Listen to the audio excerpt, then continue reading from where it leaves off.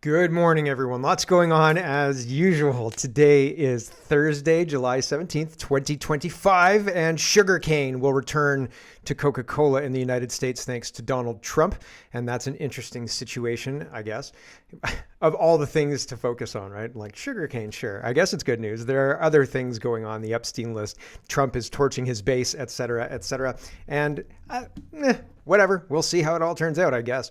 I wasn't holding out hope for the Epstein list at the beginning. I said, in order to release this list, they need to back it up with investigations. You can't release the list because the list, who knows about chain of custody? Who knows about, there's a whole lot of very concerning questions. So it's one of those things where I look at it and I think, I don't think that this is really what we think it is. Anyway, I digress. Ostrich farm update. I've got an ostrich farm update for you. The RFK Jr. is weighing in on this again. Fentanyl, again, Donald Trump scheduling fentanyl as Schedule 1. And so what will that do to trade in Canada? It'll be interesting to see. It'll be interesting to see if it makes an impact. I think it will. I think it's kind of dark horse news that most people haven't heard about. And I think that it's going to be impactful in a way that Canada's not expecting. It might take us by surprise. We'll see. We'll see how that all changes what's going on, because it's well known, it seems, among three-letter agencies, CSIS, all of that, that Mexico and China are working together through Canada to flow drugs in, and nobody's taking accountability for it in Canada. So I think this is going to be a bigger deal than it looks, and nobody's talking about it because our media is not doing the job that they're supposed to be doing. They work for the government. The UK is going to lower the voting age. Actually, they already have. I think the Starmer regime, the way it's structured, the way it's reading in the reports is that it's already done. And in the next general election, the UK will have a 16-year-old voting age. Wild, absolutely wild. Hockey Canada and gender ideology. I've got some updates on that.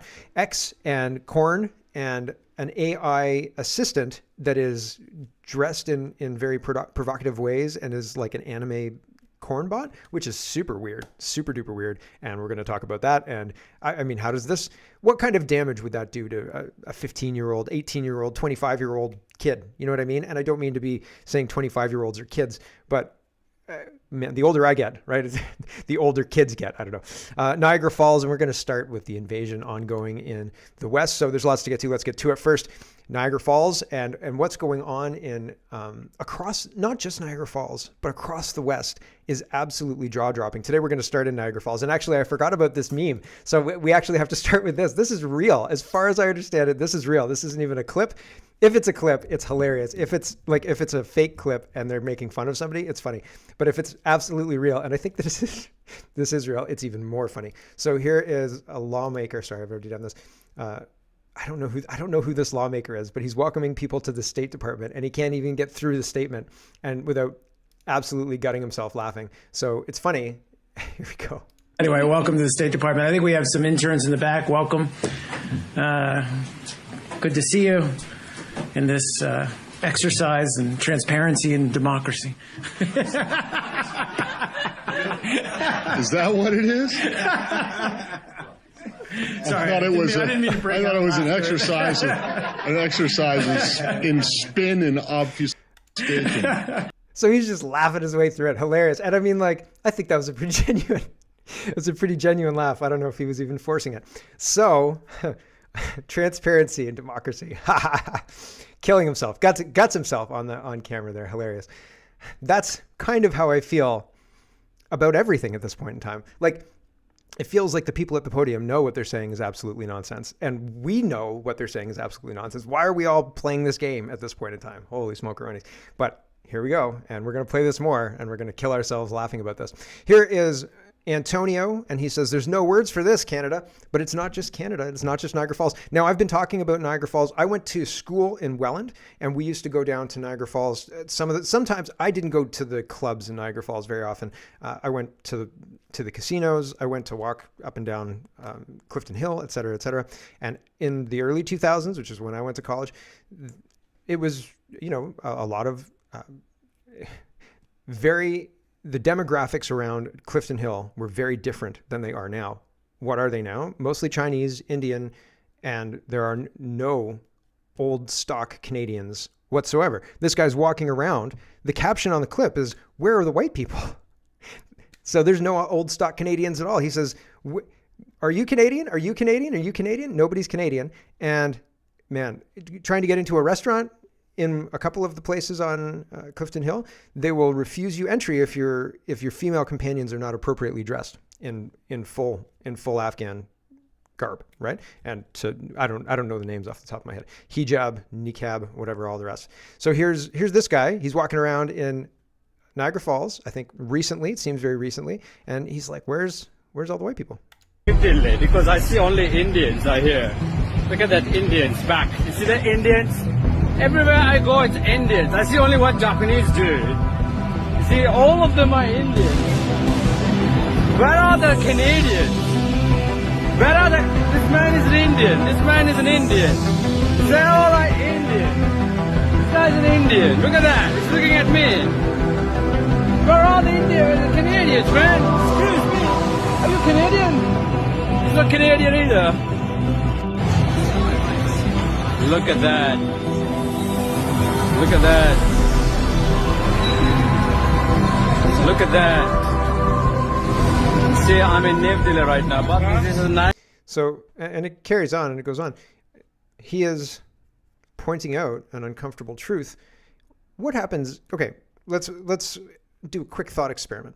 What happens if you have a First Nations reservation and then people who are displaced by the newcomers start moving into the reservation, right? Like, how long before people start noticing the demographic change? How long is that acceptable, right? And why can an entire population of a town change, Brampton, and nobody seems to have any kind of problem with it? The whole GTA is, what's the percentage? Foreign born is something like 55% or something like that, 60%. It's very high. It's unbelievable. And so at what point is anybody going to point this out and say, is this the direction we want to go, rather than calling names and things like that? Do we want to be wholesale replaced from a country that has billions of people? We have 40 million people as a total population of Canada. India has 1.4 billion people. 100 million people is nothing to them. Okay, nothing. Like, would they notice, right? So, we could easily get swamped. India wouldn't notice, and would Canada? Economically, it's the path of least resistance. I think we're in a Ponzi scheme, and if the government stopped bringing people in and had those people stop buying houses, cars, and all the stuff you need to set up your house, I think our economy would tank in a way that, like, the 1930s would look like a picnic, because they knew how to grow food and we don't. And so, like, I think that we would be in a bad situation if our economy tanks and so on. So I think that the government is incentivized to continue doing what we're doing. That's why I say it's the path of least resistance. And if people say, hey, have you noticed this? Have you been to Niagara Falls? Then they get branded racist. And that's not the point, right? And so you can't solve a problem if you're just looking for racists, right? Like, holy cow. Meanwhile, in Greece, let's move away from Canada. It's not like it's just happening in Canada. What's going on in Greece? Concerned citizen says military vessel docks to offload another 1,000 illegal unknown fighting age men as people on the beach look on in absolute bewilderment. Government could stop this overnight. Instead, they actively assist with bringing in unknowns. The destruction of Europe is intentional, planned, well-coordinated, and funded by those with unlimited resources. So that's the reason we can't talk about it. You understand? And that's the reason we are called racist. If we point these things out and say, is this really the direction we want to go? Well, that's even positing that question is racist, Mark. Is it? You think? Holly Doan says record immigration accounts for 11 to 21% of inflation in housing prices, according to the Immigration Canada research, contradicts claims of racism by legislators who dismiss connection between shelter costs and immigration levels. So it doesn't matter that somebody calls somebody racist. The material reality is, the data says that record immigration accounts for 11 to 21% of the inflation, at least. So their accusations of racism are to cover for the fact that what we're saying is exactly right. What we're saying is we need to stop. Holy cow. And return people home. That's, I think, what's going on. Viktor Orban is weighing in on all of this. He says Remix News says Hungarian Prime Minister Viktor Orban says he has seen other European countries fall to mass immigration and he will not allow Hungary to follow the same path.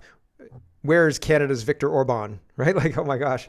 If you let immigrants in, this is a quote attributed to Viktor Orban. If you let immigrants in and legalize their residence, they become part of our society, even if they are not like you, different in appearance, language, and values, but here to stay. From that moment on, there is no turning back. I hope that's... sounds very foreboding. Here is the is he Sudanese? The Minneapolis mayor candidate Omar Fatah says the real domestic threat is, you guessed it.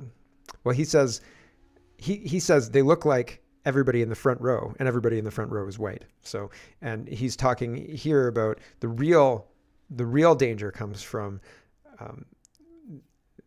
He says it. Hold on. Heard them being called terrorists. We heard them being called drug dealers. Yeah. We heard a lot of insults. We heard that they're a threat to our national security. And that's a flat out lie. You want to know who the real threat is, Madam President? I'll give you a hint. They don't look like our chief author.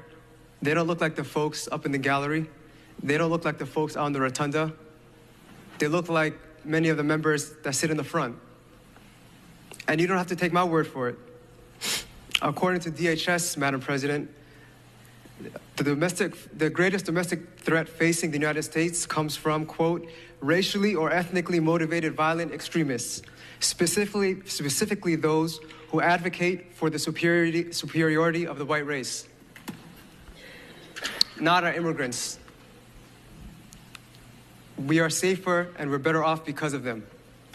Right? So the ideologically motivated violent extremists, the racially ideologically motivated violent extremists. Do you remember when that came in? I remember reporting on it and saying, this is inverting the reality. They brought in extremism to combat against Islamic extremism, right? And now they're saying, oh, hold on a second. It's not just Islamic extremism. It's right-wing extremism now too.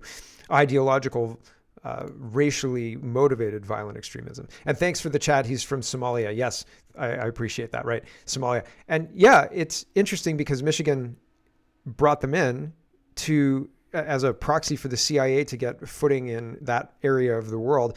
And so this impact, do you think it's positive or negative on the United States, right? I think that's probably a net negative. I think that if you showed somebody from Minneapolis, Minnesota, what's going on from 1950, what's going on today, they'd probably have a big problem with it, right? And so that's interesting because how can that happen so fast, right? Niagara Falls, ring, ring. Here's what's going on in Minneapolis, Minnesota. Libs of TikTok is sharing this video. Here we go. Please mark out once we bury them, inshallah. Then we'll go ahead and open for the sisters. Please go back, sisters. Please. Inshallah. We're delaying the process. Sisters, please go back. So if you're just listening, it's a huge gathering of Somali people, I guess, and they're talking about us and them and things like that. It's concerning, right? Because groups like this who hate America and who hate the West can gather with impunity, and other groups are not allowed, right? Not allowed at all. Here's Michael O'Keefe. He's talking about Dublin, and he says the Irish are currently protesting at government buildings after news broke that the EU intends to force Ireland to pay damages to unhoused asylum seekers. Homeless asylum seekers are going to get paid damages because the EU intends to force Ireland to pay them, while Irish people awaiting housing have no such right. Isn't that crazy? Like, that's pretty crazy stuff. The whole thing, pretty crazy. And in line with all of this is an increase in political power for the migrant class through their children. How, you ask? UK is allowing voting for 16 and 17 or 16 years old. Age of voting is lowered to 16 in Britain for the next general election. Voting age to be lowered to 16 years old in UK, across the UK by the next general election is, according to BBC, I guess. I don't know. It doesn't have the attribution there, but I've got lots more on this. Govpolitics.uk is saying breaking 16 and 17-year-olds will be able to vote in the next general election. They want to bring this to Canada. I promise you that. Here is Keir Starmer, and he's talking about 16 and 17-year-olds. But Fredo says the proportion of people under 18 who are not ethnically British, one foreign parent or more, currently sits at around 43%. Whilst children born to two foreign parents sits at around 25%. This number will only increase in the 4 years to come. We're being replaced. And here's Starmer talking about giving political power to people 16 years of age or older. Here we go. I think it's really important that 16 and 17-year-olds have the vote because they're old enough to go out to work. They're old enough to pay taxes, so to pay in. And I think if you pay in, you should have the opportunity to say what you want your money spent on, which way the government should go. So I'm really pleased that we're able to bring more young people into our democracy and give them the chance to have a say over how their taxes are going to be paid and what they're going to be used for. I think it's really important that 16 and... We get a say in what our taxes are used for? Since when? I'm pretty sure they've shoveled a whole lot of billions to Ukraine, and I didn't want a single cent spent on foreign wars. Thanks very much. Here's Bernie. She's highlighting this, and this is in the UK as well, but it shows a window into what our government is probably going to try to implement. Bernie says, free speech, the net is closing in. There's no need for a definition to protect a religion, but they will do it simply to stop your right to criticize or question the changing face of our country. Sinister. So freedom threat, this is the article that she's responding to. Labor's plans, Labor's like the Liberal government, plans for Islamophobia definition are aimed at shutting down free speech, warns ex-Equalities chief. This is Trotsky-esque entryism. It's designed to stifle speech. Yes. Wasn't Trotsky Russian? The irony, isn't it? Charlotte Gill is talking about all of this, and this goes to the kids being allowed to vote as well. This is... the charity targets kids, and Charlotte's highlighting this charity that Sadiq Khan uses to get elected. And people in the chat are saying that this is the children, the 16-year-old and up being added to the electorate is a way to make it easier for the left to rig elections, and I completely agree. They'll have them held in high schools, and every kid in every high school across the country will vote. Yes, they'll rig it. Yes, absolutely, they'll rig it. Every day on the announcements, it'll be like a competition. People will be alienated if they're voting the wrong way and all sorts of stuff. It'll be terrible, and they want it to happen. They want it to go this way. Mayor of London Sadiq Khan says closing our door to global talent would seriously damage our economy. Oh, this isn't that one yet. Sorry. We must not make it harder for international students to come here. And Charlotte says, here's an idea. How about every British person just leaves and our homes can go to the international community? That's what our leaders want, isn't it? Apart from the small issue of how to pay for it. Yes. They want to steal all your stuff. This is the charity I was talking about. Charlotte says, this is the charity set up by Alastair Campbell and Mette Corbin, Sadiq Khan's deputy, being used to push youth votes. So My Life says is 16 is the latest version of the movement to extend the franchise and grant 16 and 17-year-olds the right to vote. We're proud to have support of our partners from across the democracy sector and beyond. So V16 has been pushed by all of these partners, and it looks just like the NGO structure that I talk about in Canada. It looks just like all of the concerning, well, the government wants to do something, but it can't do something legally, so it pays NGOs to push that thing or to bring court cases and things like that, and then it relents and says, oh, well, the public wanted it, so we have to do it anyway. Same thing here. And it favors the Labour government, and it's a terrible, awful idea. And I think that there's a lot of very tactical reasoning behind it from a enfranchisement aspect. So you take young kids and you teach them to vote, and you teach them to vote Labour, and then they're lifelong Labour voters, right? And then you even better, right? Like that's one. Even better, get the children of migrants who then feel like this is their chance to really, impact things. And like, not only do you get a new Labour voter, you get them for life, right? And so my gosh, it's pretty wild stuff, really, honestly. Let's do our grab bag of governance. I'm not sure if we'll be able to get through all of it, but we'll try. And Blanchette, and for whatever reason, I'm very upset with X. The speed controls aren't working. It doesn't matter if it's 2 or 1 or anything like this. It doesn't work, or it hasn't been working this morning, and it's been driving me effing bonkers. I swear. It is unbelievable. I'm like, no, this is not acceptable. X, holy cow. Anyway, the Bucky Well is quoting Yves Francois Blanchette, and he's a con man, says Blanchette. I do not agree with Quebec's politics, demands, and welfare grifting, but I am absolutely agreeing with Blanchette's ongoing public assessment of Carney. He's the only one calling it like it is, and I do agree. I'm very confident it's going to be at 1 time speed. Here we go. Carney has told us that his intention and his conviction was that he would be able to re-establish a trade agreement that he was defining as being a free trade agreement. He was going to meet, he met with the U.S. president, and then he thought there would be an agreement that would end the tariffs, and it would be a preamble to a healthy negotiating process before the G7, and that didn't happen. All of this with different publications on President Trump's social media, and then it became July 1st. That didn't happen. Then, July 21st, we understand that there will be no agreement, and now we're talking about August the 1st. This is unilaterally decreed by the U.S. president, and he's saying that the letter, his letter announcing tariffs and maintaining tariffs, would be, in fact, the trade agreement.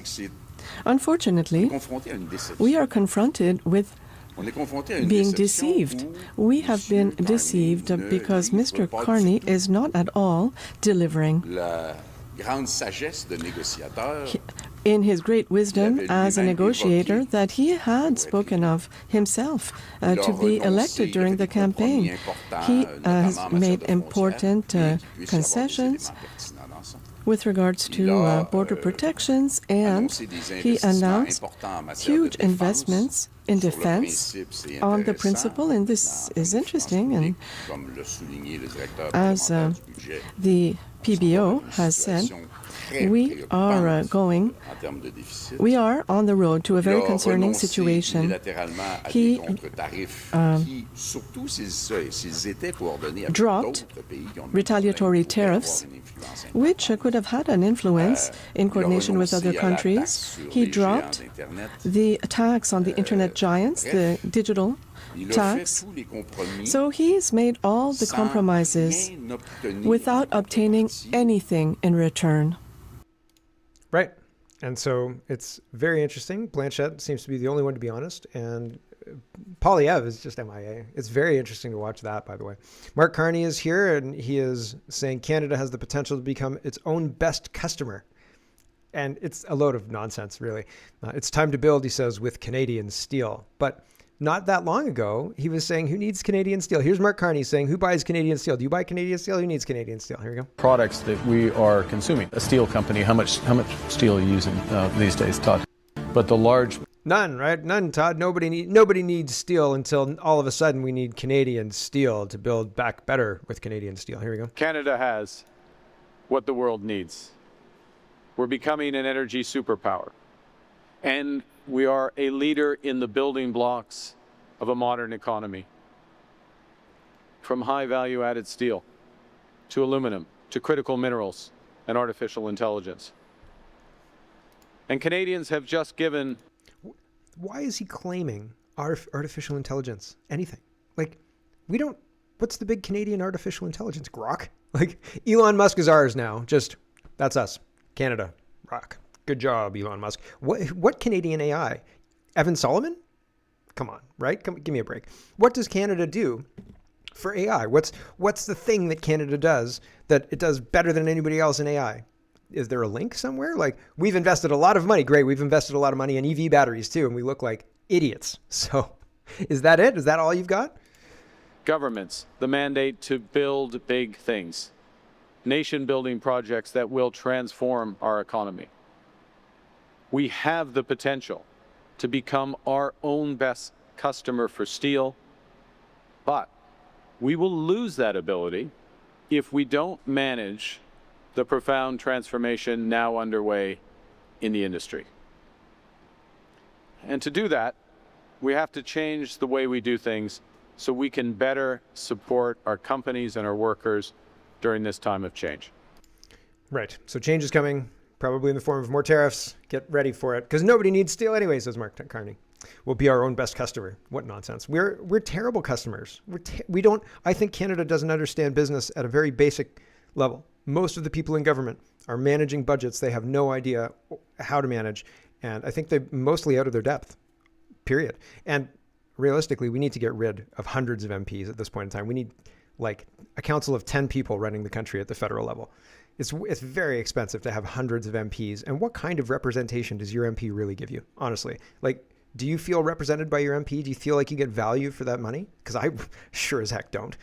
Okay. Dan Albus says, Minister, perhaps, he's responding to Francois Philippe Champagne. He says, we're strengthening Canada's steel industry, curbing foreign imports with tightening TRQs and 25% tariffs on steel melted and poured in China, investing $1 billion in producers and workers, and mandating procurement to source domestics so that nation-building projects are made with Canadian steel. That's a lie. That's not true, right? Dan Albus says, Minister, perhaps you've forgotten, but you are investing $1 billion to benefit a Chinese state shipyard, workers, and the Chinese steel industry. That's the reality. And Globe and Mail says Federal Infrastructure Bank provided $1 billion loan for BC Ferries to buy Chinese-made ships. Great use of money, right? And Canadian steel. Womp womp, right? Like, this is not true at all. Here is Wiretap Media noting Mark Carney. I don't know what his mouth thing is, the eating his own lips. I'm not sure what's going on with that, but Wiretap Media says Mark Carney holds back laughter and gives the camera a smug smile resembling the Grinch after Walt Kupler mentions his company helped build the Brookfield Towers in Toronto. We are not voting our way out of this tyranny, Canada. Yeah. There's too much money to be made and too many players who've got their finger in the pie, and they're looking around going, who cares? Like, let's do it again. And they do it again. And people get angry, but don't do anything. And then they say, let's do it again. And they do it again. Here's this. I think this is an announcement on what projects are actually getting started to become an energy superpower. And again, it's kind of laughable. Like, it's a very laughable prospect. Canada, we could be an energy superpower. Let's just build pipelines and get LNG to Tidewater to supply Europe, and we'd be an energy superpower almost overnight as soon as that pipeline was built. Bingo, bango, bongo. But instead, we've got Brookfield building buildings with new steel or some kind of environmental steel or something like that. Here we go. We transform it into the backbone of iconic projects across the country, including these projects. The Halifax shipyards building vessels for Defence Canada. The Brookfield Towers in Toronto using advanced high-star grades. The Brookfield Towers in Toronto using advanced high... Honestly. Oh, and it's gonna stop playing anyway. It's interesting to me that Mark Carney doesn't have control of his facial expressions. You learn that early in a poker career, and you'd think the smartest banker this side of the U.S., I don't know, Mason-Dixon line or whatever, would have a poker face, but I guess not, right? Mark Carney does not have a poker face whatsoever. Holly Doan is reporting, Canadians are so accustomed to gas price fluctuations, they'll never notice a significant increase under new fuel regulations, according to AAFC Canada, and that's, I don't know what that acronym is, Agriculture and Agri-Food Canada. Agriculture Canada predict the clean fuel standard by 2030 will add 13 cents a litre to a litre of gasoline. 13 cents tax increase. So lucky us. Still not as expensive as the personal carbon tax, but it's creeping up there already. It was $1.37 yesterday or something like that, randomly. And it's backed off a little bit in Guelph, but again, they're inching things up. Wiretap Media again says, does anyone remember the time when a carjacker broke into Mark Carney's car while he was in a meeting to steal classified security documents, but left the car behind? Thief carjacks ex-Goldman and head of Canada's central bank, Mark Carney's car, and steals classified documents. Where did he carjack the car to? Nowhere? Just left the car? I just wanted the documents. This article is more than 15 years old. Mark Carney, Bank of Canada governor, has secret documents stolen from car. I remember when people were saying Maxime Bernier was a risk because similar issues in 2004, 2005 or something like that. So it's interesting, right? Current Prime Minister and Maxime Bernier share something in common. Did the Hells Angels have something to do with it? Who knows? Globe and Mail is reporting this CRA call center employees are vulnerable to job cuts under Carney's cost-saving plan, the union says. And Mike says only 23% of small business owners contacting the CRA call center felt confident in the answers they received when they could understand them. Among CFIB's tax professionals members, 60% report they received different, conflicting, or wrong answers to their questions. Many have told me that their practice is to call the CRA call center 7 times and go with the answer they receive most often, according to Dan Kelly, president and CEO of the Canadian Federation of Independent Business. If you make it hard for me to comply, I'm not going to comply. Like, honestly, if you make it difficult for me, why would I do it? Right? Like, oh no, they're going to get mad. Oh, well, I guess when they get mad at me, I'm going to get equally mad at them for making their process stupid, right? You want me to do it? Make it easy. Otherwise, nope. I'm busy, okay? I'm busy.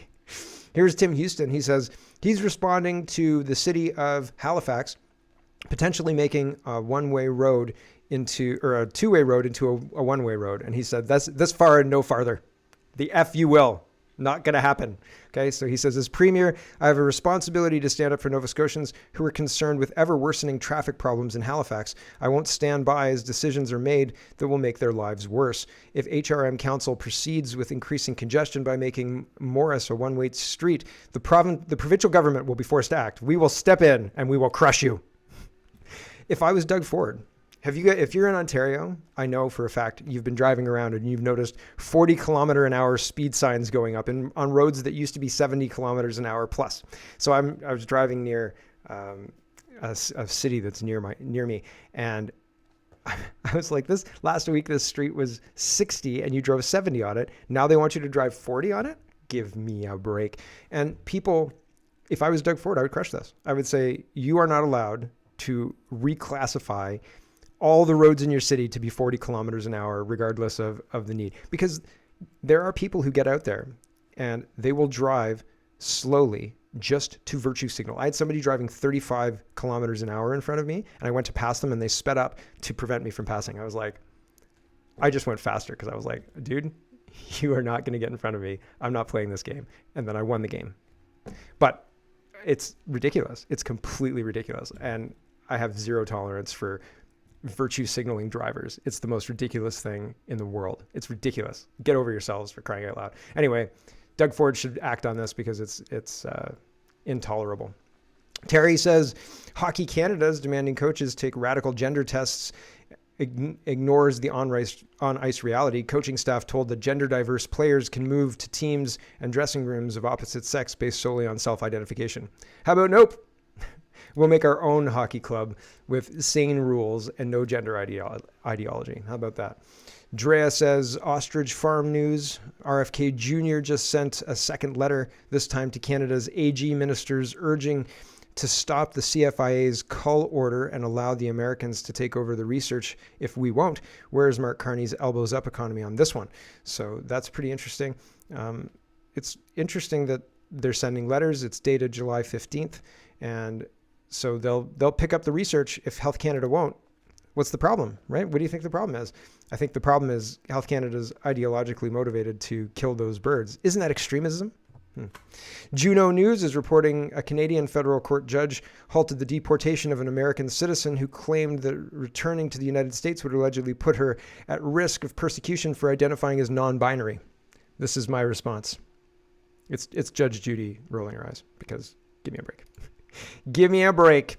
And Maxime Bernier is the only politician to stand with Kayla Pollock. Yesterday at the end of our grab bag of governance, I mentioned Kayla Pollock, and she was paralyzed, she says, by the COVID shot, and I have no reason to disbelieve her. And she hasn't been compensated, and she's been offered MAID. And that's a concerning thing to hear when you rely on government-funded healthcare, right? And so Max Bernier is the only leader I've seen who says, hey, we are with you, Kayla. These dangerous vaccines must be withdrawn from the market. The victims must obtain justice and be compensated.